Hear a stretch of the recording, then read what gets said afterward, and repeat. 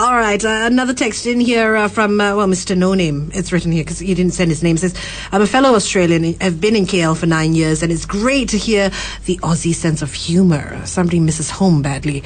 Someone needs to fly back for a week or two by the sounds of it. No, I appreciate that. It's good to hear from another Australian, someone who can understand my accent and my sense of humour. Tell me a joke then. A joke that, just rolls off the top of your head. You can't put someone on the spot and ask them for a joke. You can ask them, when somebody compliments you about your sense of humour, the first thing you want to hear is a joke. No, we'll come back to that. Okay, we will. Okay, so tell me, what do you miss most about home? You must miss home a little bit. How often do you go back? Every few months. Our business is registered there, so I have to go back for that. Look, you miss a bit of the lifestyle, but you just mainly miss family and friends. So, and the lucky thing is, where I live, AirAsia fly directly into Melbourne, so we've had a lot of visitors coming to enjoy Malaysia over the past few months. So we've not been short of family and friends. Okay, but your family, your immediate family, is here with you? Yeah, wife and daughter. Right. My wife and our little daughter, Anna, who's 2.5. Yeah. 2.5, which means she will be going to school here. She's just started. She's just started preschool. Oh. So she's, and like most kids, doesn't want to go most days, but, by the time she comes home, she doesn't want to leave school. So I think she's perfectly normal. All right, and have you had concerns? Because I know that, you must have been reading the local newspapers, talk about the education system, things like that. Does that bother you at all? Oh, not really. I mean, she's in a school where, they're not exactly doing their times tables yet. It's really fun learning, and she enjoys it. And while that's the case, as long as she comes home happy, we're happy. Yeah. Okay. And you said she's 2.5 years old. Is she daddy's little girl a little bit? She is, and she's just at that age where she's learning that and starting to use that little bit of knowledge that she can get away with pretty much anything with me. Powerful. So having to just address that a little. That's powerful stuff. So between you and your wife, tell me, who plays good cop and who plays bad cop?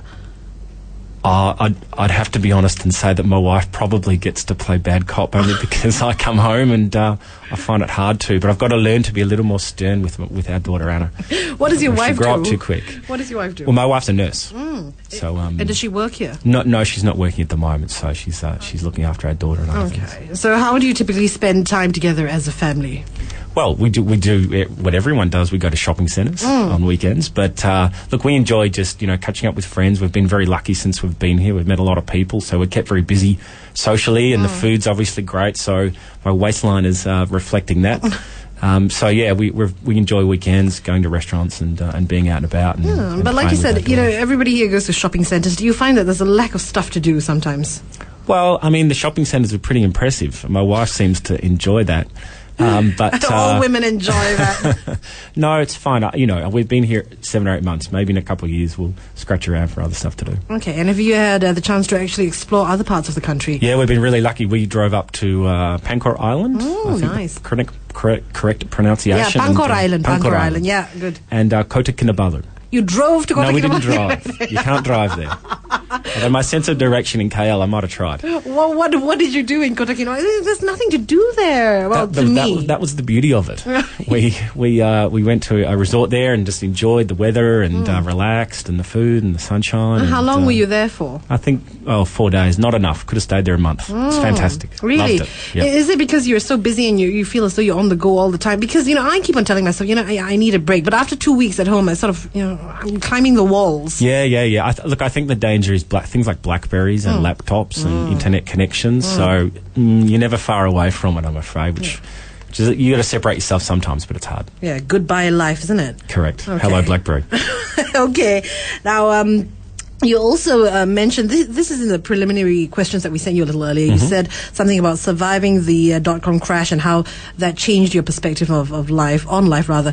Tell us a little bit about that. Well, so I was running a dot-com company back in the dot-com boom days, and like a lot of others, we thought we had a great idea, and turned out not to be such.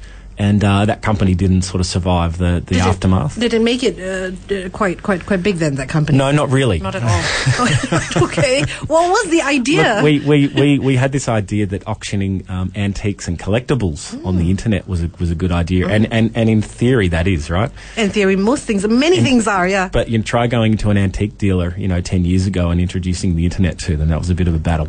Battle which we lost. But I guess the thing about it was that, that failure probably I think still drives me today. I know what it feels like to fail at a business, and I think that gives you a really good perspective on being driven to succeed in business. So I think it's they say every failure is a step forward. So I look at it that way. Do you like actually running your own setup? Well, I'm CEO, so I report to a board, so it's not entirely just me. Yeah. I do. I really enjoy it. I think, You as I prefer, said, though, to run your own setup? well, I guess so. Yeah, because that's what they say, right? You know, you work for somebody, you work for somebody, you work for somebody, but when it's your own, but when it fails, well, yeah, and again, that wasn't mine. That was a bunch of people. But like I said, I think the failure just helps you define yourself as you grow in business life. Indeed. Okay, let's take it a little bit further back because I find this interesting.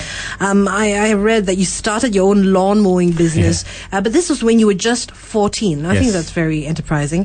Was it for pocket money? I mean, where did you get the idea? Well, I grew up in a country sort of rural area, so there are a lot of holiday houses around, and if you want a bit of pocket money, I'll get a part-time job, a letterbox drop for the neighbours, and they'd leave me some money and I'd mow their lawns while they were away and get a bit of pocket money. But it went very, very well until one summer I was mowing the lawn and without the safety catch on the mower, I managed to run over my big toe. So that put an end to the lawn mowing round. And that the toe? Danger money. The toe is still there. Oh, thank goodness. But, that put an end to it, and I was wondering where we were going with that sentence. Yeah, no, that's right.